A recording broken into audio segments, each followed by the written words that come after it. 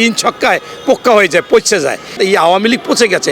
আমি বলতে চাই যে ওবায়দুল কাদের আপনিও পচে গেছেন। এই পচা মালের সাথে আর কোনো ধরনের কেউ খেলবে না। এই ধরনের কথাবার্তার যারা বলে তারা বিবেকহীন এবং তাদের মধ্যে আমি মনে করি রাজনৈতিক প্রজ্ঞা নেই। আমরা এই কথাটা শুরু করেছে আওয়ামী লীগের কয়েকজন লোক, শামীম ওসমান সাহেবের পরবর্তীতে নিয়মিত বলে যাচ্ছে আওয়ামী লীগের সাধারণ সম্পাদক ওবায়দুল কাদের। আমি মনে করি ওনার মতো একজন সিনিয়র নেতা এই খেলা হবে কথাটা বলতে পারে না। রাজনীতিতে হয় প্রতিযোগিতা। তাই আমি বলতে চাই যে এই বর্তমানে ওবায়দুল কাদের সাহেবকে আমি স্পষ্টভাবে বলতে চাই, খেলা তো অনেক ধরনের খেলা আছে। আপনারা জানেন লুডো খেলাও একটা খেলা।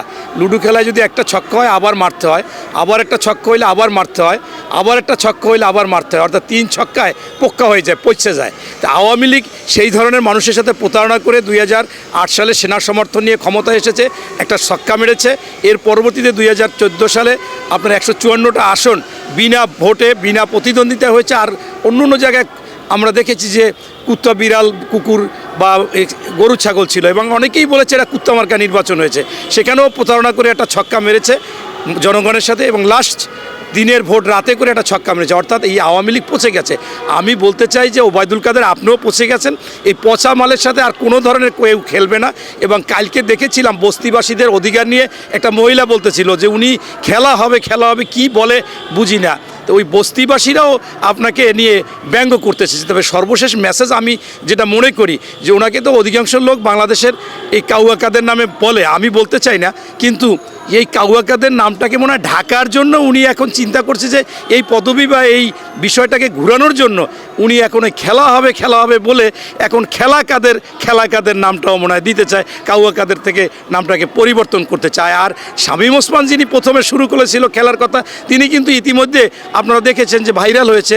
পুলিশকে বলেছে যে আপনাদের পুলিশের কাছে আমরা হাত জোড় অনুরোধ করি, পাও ধরতেছি, আপনারা নেমে এই যে বিভিন্নভাবে বিরোধী দলরা বিভিন্ন রকমের হুমকি ধামকি দিচ্ছে, তারা সভা সমাবেশ করতেছে, এগুলো বন্ধ করুন, আমরা আপনার সাথে থাকবো। মানে অর্থাৎ ওনার বা আওয়ামী লীগের মনোবল নেই। কারণ বাংলাদেশে এখন 90% মানুষ এই আওয়ামী লীগকে পছন্দ করে না, আওয়ামী লীগের কোনো লোককে পছন্দ করে না, তাদের নেতাদের কথা শুনতেও চায় না। তাই উনিও ওই খেলা হওয়ার কথা বলে এখন পুলিশের দ্বারস্থ হচ্ছে, পুলিশের পাও ধরতেছে, পুলিশকে চাচ্ছে। আমি বলতে চাই প্রশাসনের লোক কোনোভাবে এই আওয়ামী লীগের কোনো অবৈধ, অনৈতিক এবং জোর জুলুমের কথায় সাড়া দিবে না। কারণ এমন একটি অবস্থায় তারা আছে যে তারা ইতিমধ্যে প্রশাসনে আর্মি, র্যাব, পুলিশ এবং প্রশাসনের সবাই জেনে গেছে যে এই অন্যায় অবিচার করা যায় না। কারণ যাদের উপর অন্যায় অবিচার করব তারা তো আমাদের দেশের মানুষ, কেউ না কেউ আমার ভাই, আমার আত্মীয় স্বজন, কেউ না কোনোভাবে সবাই সবার আত্মীয়। অর্থাৎ আমিও আপনাদের মাধ্যমে আবেদন করব প্রশাসনকে, আপনারা আমাদের আত্মীয় হবেন যে কোনোভাবে, এবং ছোট্ট একটা বাংলাদেশ, আপনারা জনগণের পক্ষে থাকবেন, ন্যায়ের পক্ষে থাকবেন এবং আপনাদের যেভাবেই আপনাদের বাধ্যতামূলক জনস্বার্থে আপনাদেরকে অব্যাহতি দিক। আসলে আজকে এই সরকারের জনস্বার্থে অব্যাহতি চাচ্ছে, আপনাদের যেটা দিচ্ছে এটা অন্যায় হলে অবশ্যই যদি সরকার পরিবর্তন হয় ইনশাল্লাহ আপনাদের আবার যথার্থ মূল্যায়ন হবে এবং আপনাদেরকে সম্মান দিয়ে আবার সেখানে ফিরে আনা হবে। একটা সরকার যখন এত ফ্যাসিস্ট হয়, এত স্বৈরাচার হয়, এত বাকশালী হয়, এত একনায়কতন্ত্র হয়, এত পরিবারতন্ত্র হয়, এত দলতন্ত্র হয়, তাদের তখন কিন্তু ন্যায় নীতির কথা থাকে না। আরে ভাই, এই সরকার তো যখন বেগম খালেদা জিয়াকে একটা একেবারে মিথ্যা ষড়যন্ত্রমূলক ফরমাইশি রায় দিয়ে কারাগারে নেয়, তখন আমার নেত্রী বেগম খালেদা জিয়া, যিনি বাংলাদেশের সর্বকালের সর্বশ্রেষ্ঠ বাংলাদেশি নারী নেতৃত্ব, গণতন্ত্রের প্রহরী এবং দেশপ্রেমিক নেত্রী, তিনি কিন্তু বলেছিল যে আপনারা আমার জন্য কোনো সহিংস আন্দোলন করবেন না, আইনি প্রক্রিয়ায় আমাকে জামিন করবেন। আমরা কিন্তু সেটা করতেছিলাম, সেখানে কিন্তু আমরা কালো পতাকা ব্যাজ ধারণ করেছিলাম, কোনো কিছুতেই কিন্তু তারা শোনেনি। কেন শোনেনি? কারণ ওদের এই বোধগম্য নয়। আমরা অনশন দিয়েছিলাম, গণ অনশন দিয়েছিলাম, কালো পতাকা মিছিল দিয়েছিলাম, ব্যাজ ধারণ, এগুলো আসলে স্বৈরাচারের কাছে একটা নর্মাল ব্যাপার। তাই এরা এটাও বলবে, আপনি যদি 5 জন 7 জন 10 জন 10টা ভেলা নিয়েও আসে, এটাও একটা প্রতীকী, একটা প্রতিবাদ যে আমাদের আসতে দিচ্ছ না, আমরা পানিতে ভেলায় ভেসে আসবো। সেই প্রতিবাদটাও কমপক্ষে ওনাদের জানতে হবে।